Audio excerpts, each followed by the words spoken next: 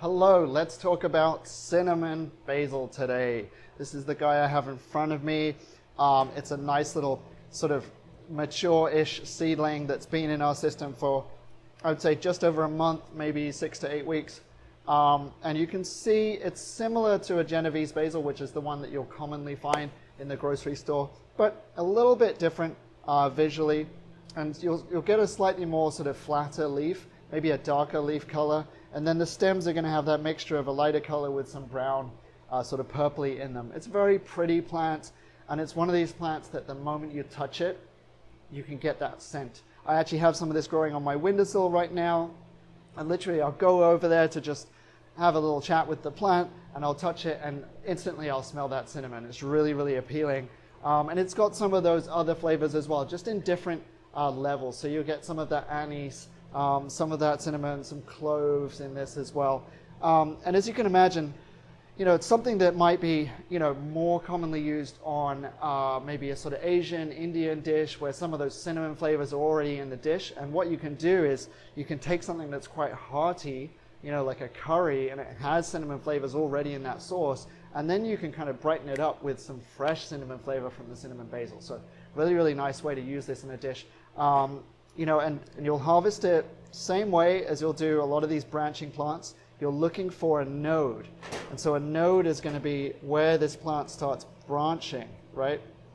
And the node is going to allow you to take and harvest from the plant without killing it. Because if you start pulling leaves off the side here, you're going to be left with a stalk. And a friend of mine, he was growing basil on his balcony, and he had quite a big plant, and he was like, why isn't this thing growing? But he'd been pulling the leaves off the side. So learn to harvest at the node, and you're going to get a bushy plant. It's going to be vibrant. It's going to be flourishing.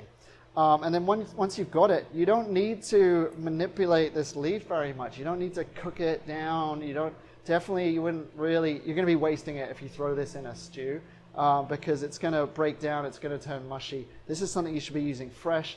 Tearing it, ripping it is a better way to use it than to cut it really fine.